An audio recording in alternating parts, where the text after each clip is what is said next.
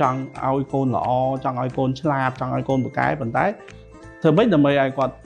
ប្រកែឲ្យគាត់ឆ្លាតវិធីសាស្ត្រយើងអត់អាចប្រើអារម្មណ៍ចង់ឲ្យគាត់ល្អចង់ឲ្យគាត់ត្រូវតាមអារម្មណ៍យើង 100% គឺបានទេស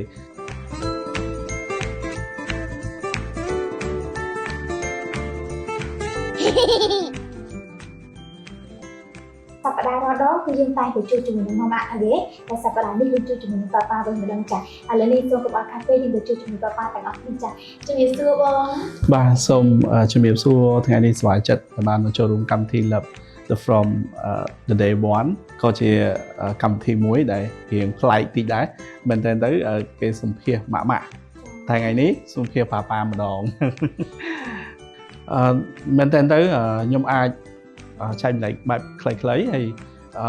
ខ្ញុំអាចកំណត់នៅក្នុងលក្ខខណ្ឌថា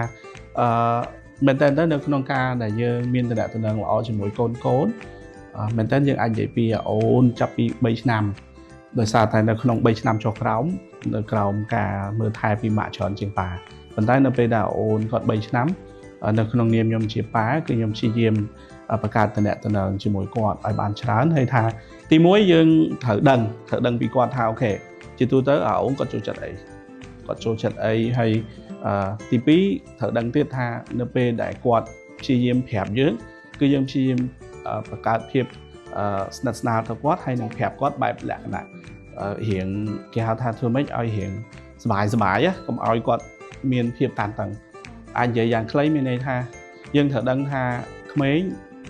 វាមានបែបផែនដែលយើងត្រូវដឹងថាធ្វើម៉េចឲ្យគាត់មានឱកាសនៅក្នុងការនិយាយប្រាប់យើងហើយយើងព្យាយាមកែគាត់តិចបើសិនជាគាត់មានកំហុសអីព្យាយាមកុំព្យាយាមឲ្យគាត់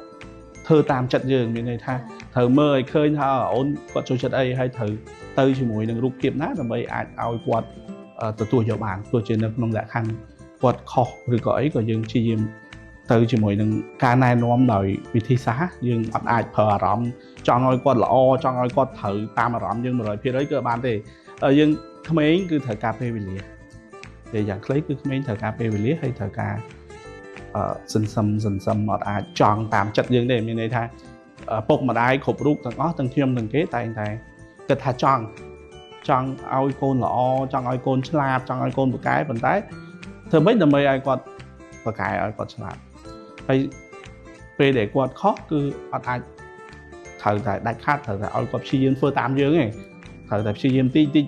យគាត់កែតិចហ្នឹងគឺជាក្មេង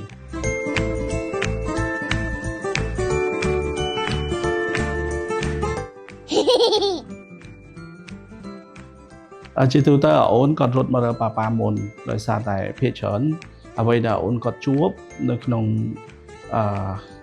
ការសិក្សាច្រើនមានន័យថានៅពេលដែលអូនចាប់ផ្ដើមចូលសាលានៅក្នុងផ្ទះមិនជាបញ្ហាទេយើងព្យាយាមរស់នៅមិនជាបញ្ហាប៉ុន្តែអ្វីដែលជាភាពចាំបាច់របស់យើងហើយនឹងជាបញ្ហារបស់គាត់គឺនៅពេលដែលគាត់នៅសាលាអញ្ចឹងនៅពេលដែលគាត់នៅសាលាជាទូទៅគាត់តែងតែមានការប៉ះទង្គិចរវាងមិត្តភ័ក្តិមានករណីមួយចំនួនទៀតដូចជាការសិក្សាដូចជាការខ្វះខាតគឺគាត់តែងតែជួបអញ្ចឹងអ្វីដែលសំខាន់កន្លែងហ្នឹងខ្ញុំចង់ឲ្យវាស៊ីជម្រៅតិច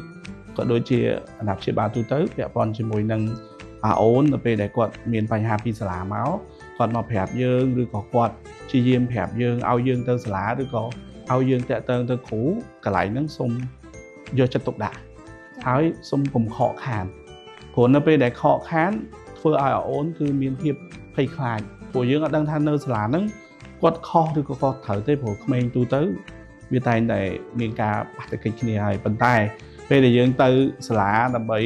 ឲ្យភាពកក់ក្ដៅគាត់ហ្នឹងក៏មិនមែនយើងទៅរកខុសរកត្រូវអីដែរប៉ុន្តែក្នុងនាមជាប៉ាគឺត្រូវផ្ដល់កម្លាំងចិត្តហើយគឺរៀងរាល់បញ្ហារបស់គាត់យើងព្យាយាមទៅជាមួយគាត់ដើម្បីកុំឲ្យគាត់មានភាពខ្លាចដើម្បីកុំឲ្យគាត់មានភាពខ្វះភាពកក់ក្ដៅហើយកន្លែងហ្នឹងហើយដែលធ្វើឲ្យមែនតើកន្លែងហ្នឹងហើយដែលធ្វើឲ្យកូនស្រីខ្ញុំគាត់គេហៅថាមានភាពស្និទ្ធស្នាលជាមួយប៉ាច្រើនព្រោះរៀងរាល់ការងារសាលារៀងរាល់បញ្ហានៅសាលាគឺគាត់ព្យាយាមប្រាប់យើងហើយយើងព្យាយាម support គាត់